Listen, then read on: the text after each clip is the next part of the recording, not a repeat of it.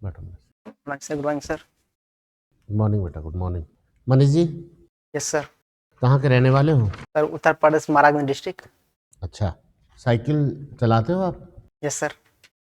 1 kilometre cycle चलाने में कितना कैलोरी बर्न होता है? अगेन सर, एक बार और। 1 किलोमीटर साइकिल चलाने में कितना कैलोरी बर्न होता है? सॉरी सर, नहीं पता। कैलोरी क्या होता है? कैलोरी सर एनर्जी का यूनिट सर, कैलोरी। ओके बेटा, ओके। पूरे विश्व में सबसे ज़्यादा दूरी तक साइकिल किसने चलाई है? विश्व रिकॉर्ड है? सॉरी सर, नहीं पता। कोई बात नहीं। आपका हॉबी में आपने रीडिंग बुक्स और लिखा है, नहीं? Yes sir.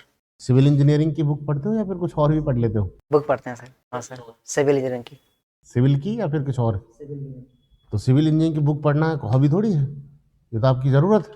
भाई आप अगर कोई दूसरी बुक पढ़ते हो तो मैं हॉबी मानूं कि आप खाली टाइम में जो काम कर रहे हो वो आपका हॉबी है। जो खाली टाइम है सर, उसे हॉबी मानेंगे।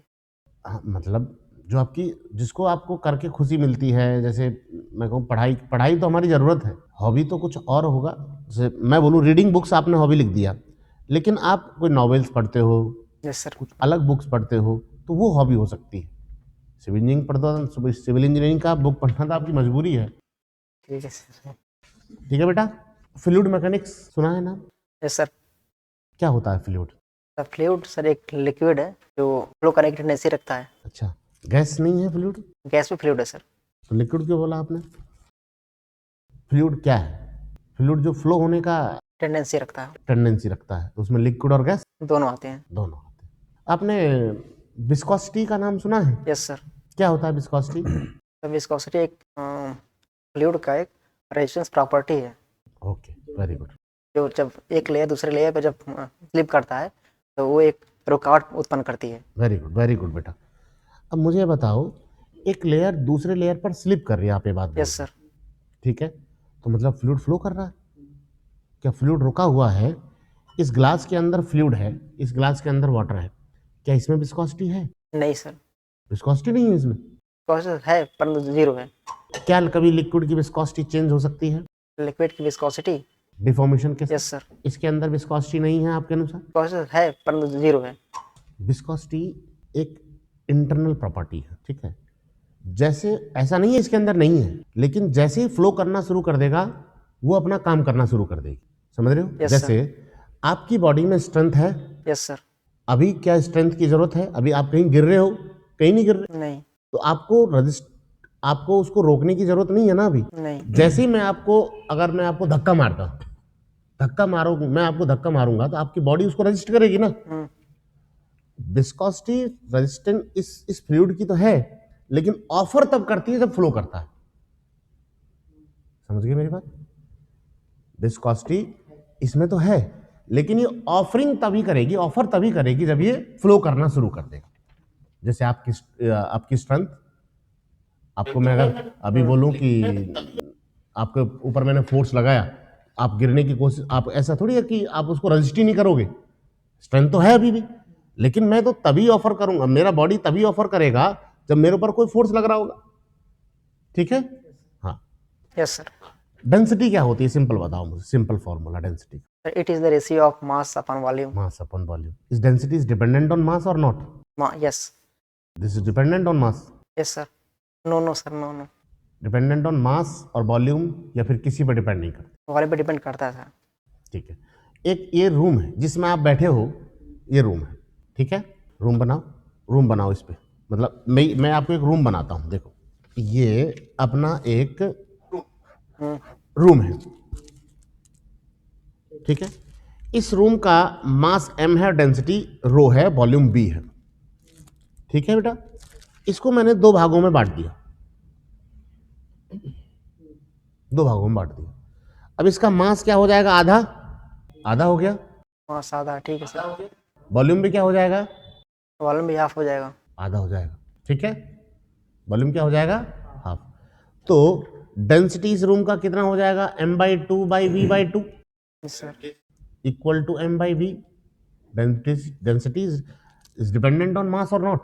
डेंसिटी मास पर डिपेंड नहीं कर रही। नॉट। मुझे एक चीज बताओ, जैसे इस गिलास के अंदर पानी है, इस पानी का डेंसिटी कितना है, मतलब वैल्यू बोल सकते हो 1000 किलोग्राम पर मीटर क्यूब समथिंग। हाँ 1000 किलोग्राम, यस सर। इसमें से मैंने एक ड्रॉप पानी की निकाली, उसका डेंसिटी क्या चेंज होगा? नहीं होगा। तो आप कैसे बोल सकते थे कि density is dependent on mass और वॉल्यूम? अभी आप बोल रहे थे वॉल्यूम पर डिपेंड करती है, डेंसिटी किसी भी पैरामीटर पर डिपेंड, यस सर। क्योंकि जिस रेशो में मास बदलता है उसी रेशो में वॉल्यूम भी बदल जाता है। ठीक है। Yes sir. आपने सेंटर ऑफ प्रेशर नाम सुना है? Centre of pressure, yes sir. Centre of pressure का फॉर्मूला बताओ, SCP, जो हम सेंटर प्रेशर निकालते हैं उसका फॉर्मूला याद है? Yes sir, I/G sin square theta upon AX बार। लिख के बताओ।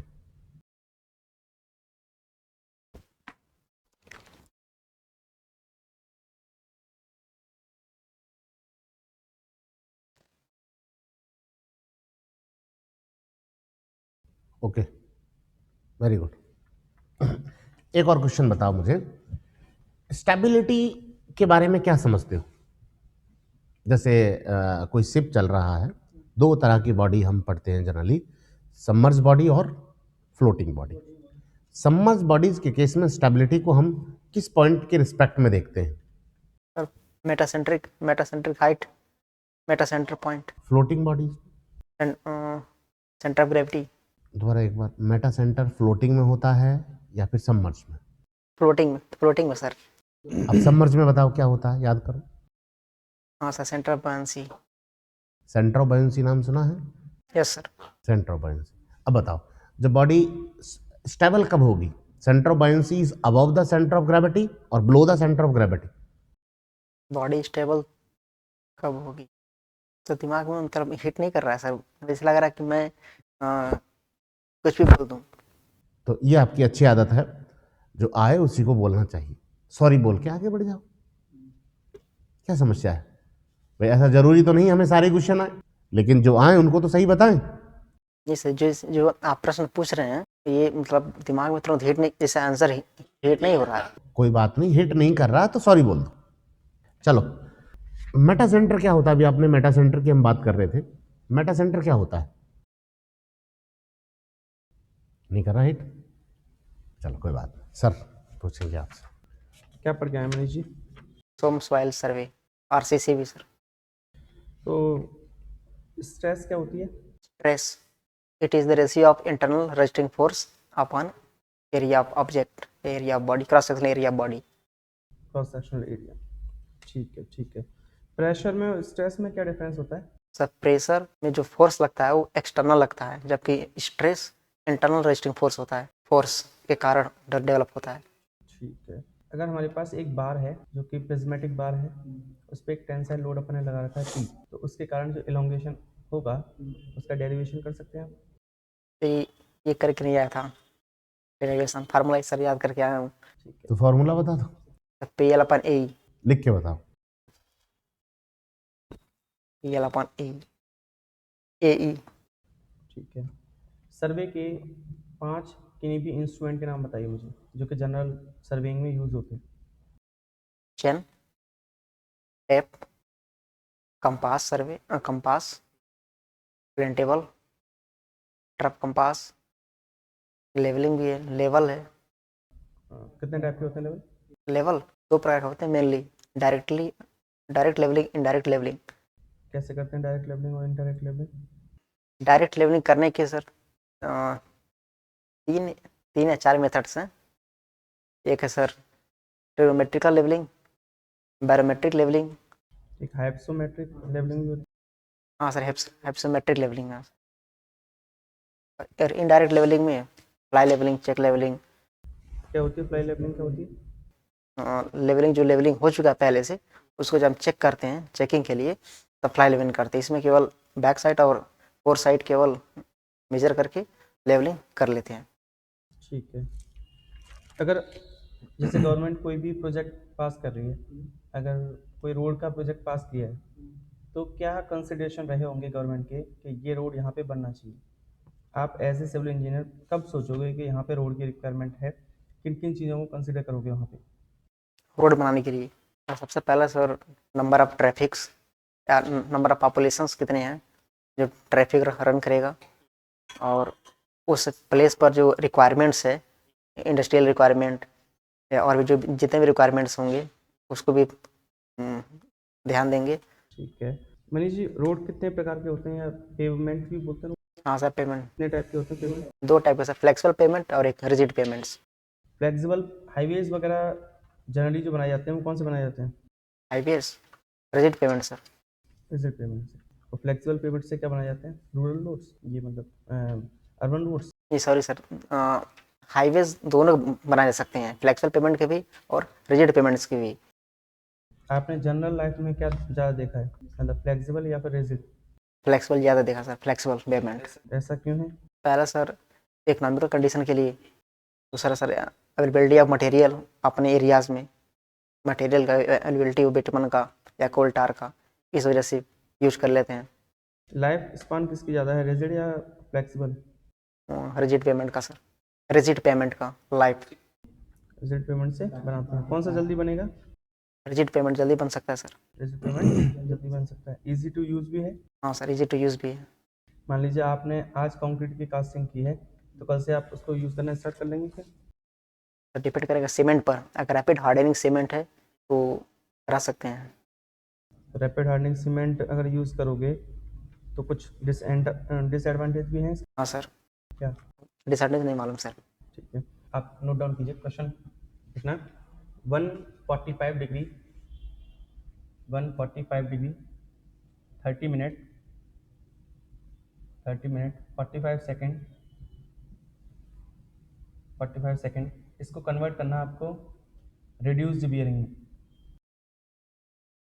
South 34 degree 24 minutes 15 second east. South 34 degree 24 minutes 15 second east. चलिए ठीक है। वाटर ट्रीटमेंट प्लांट जो है उसमें यूनिट्स जो हैं किस तरीके से स्टार्टिंग से लेकर लास्ट तक लगी रहती हैं? कैसे कैसे काम करोगे अगर वाटर ट्रीटमेंट अगर आपको करना है? वाटर ट्रीटमेंट प्लांट में क्या करना है?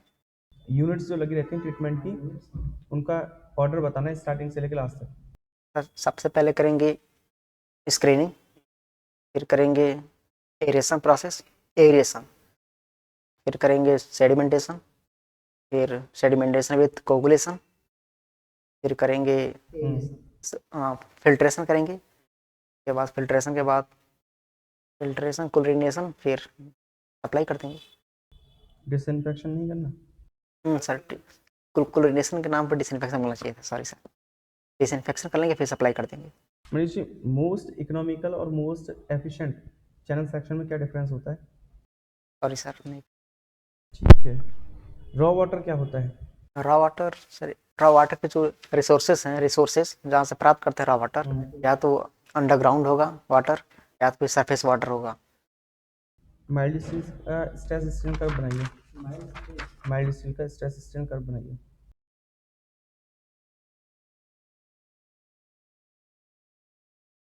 ये किस किस के बीच में बनाया आपने?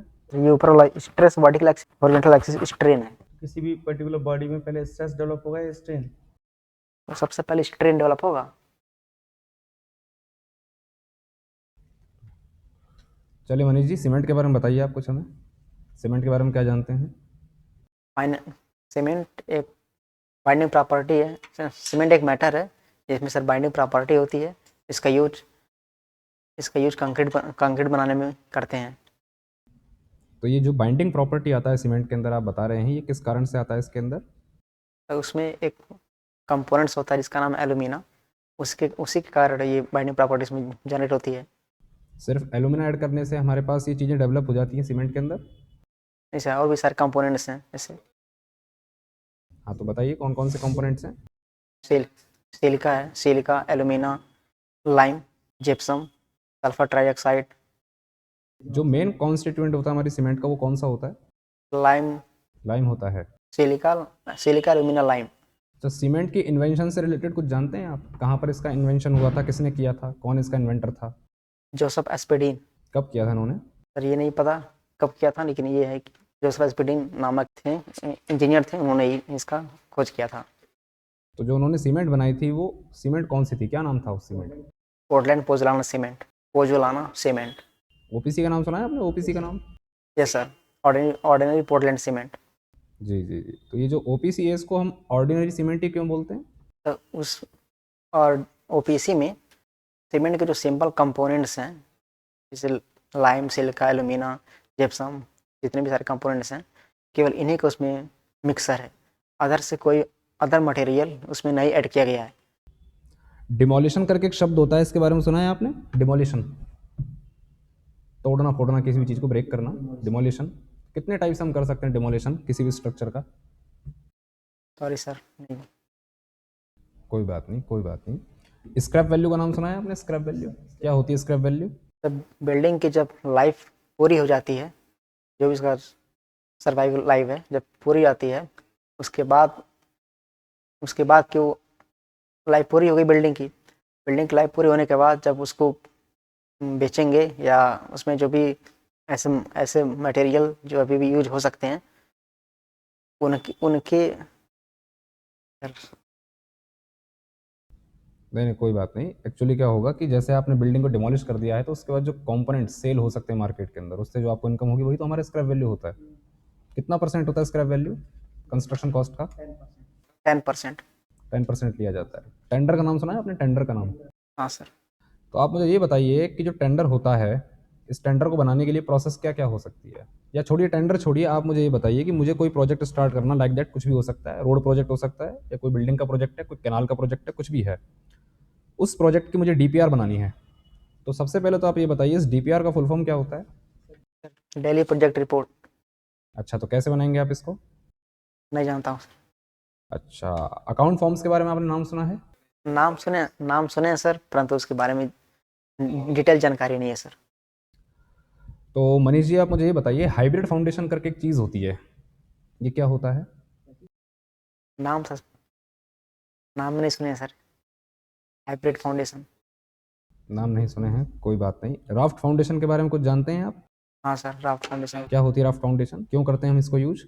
इसका यूज उस कंडीशन में करते हैं, जैसे मान लीजिए हमें जितने भी प्लॉट है, उस प्लॉट में अगर 10 पिलर हैं या 10 कॉलम है, 10 कॉलम है, पढ़ने 10 कॉलम, अगर उसमें अगर 10 जितने भी पिलर्स हैं, 10 सबके फुटिंग्स होंगी, सबके फुटिंग की जो स्ट्रेंथ आएगी, अगर अगर 50% से अगर ज़्यादा, अगर अगर सर वो जो जहाँ पे हम फाउंडेशन बना रहे हैं, जो सॉइल है उसकी स्ट्रेंथ, और जो जितने भी हम फाउंडेशन दे रहे हैं सारे पिलर्स के लिए, उसकी स्ट्रेंथ की तुलना में अगर सॉइल का स्ट्रेंथ अगर 50% से अगर ज़्यादा अगर कम हो गया, तो हम उस केस में पूरे एक फुटिंग दे देते हैं, सारे कर देते हैं, प्रोवाइड कर देते हैं। 10 पिलर के लिए अलग अलग फुटिंग्स नहीं देंगे। चलिए, पॉइंटिंग ऑफ वर्क, ये सब सुना आपने? पॉइंटिंग वर्क करते हैं हम कंस्ट्रक्शन के अंदर। पॉइंटिंग क्या होता है, ये पॉइंटिंग, और कैसे करते हैं इसको हम? सर अगर ब्रिक मैसनरी, उसके जो ज्वाइंट्स हैं उनको ट्रेन करने के लिए पॉइंटिंग्स करते हैं, ताकि वो चीज़ दिखे ना। तो ये जो पॉइंटिंग होता है, इसको करने के लिए मटेरियल मुझको क्या चाहिए होगा उस केस में? या तो सर लाइम मोटार या तो सीमेंट मोटार। किस रेशो का हम सीमेंट मोटार यूज़ करेंगे इसके अंदर? 1:4। 1:4 आप यूज़ करेंगे पॉइंटिंग वर्क के लिए? कंफर्म नहीं हो सर, कंफर्म नहीं हो। ठीक है, कोई बात नहीं। ग्राउटिंग का नाम सुना है आपने? ग्राउटिंग, हाँ सर, ग्राउटिंग। ग्राउटिंग वर्क के लिए कौन सा सीमेंट काम आएगा? Sir rapid hardening cement. मान लीजिए मुझे M65 ग्रेड का कंक्रीट बनाना है।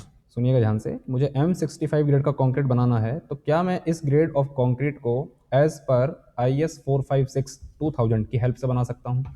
IS कोड है ना हमारा RCC का डिजाइनिंग का 456, क्या मैं उसकी हेल्प से, यानी उसके नॉर्म्स को फॉलो करते हुए इस ग्रेड ऑफ कंक्रीट को बना सकता हूँ, M65 को?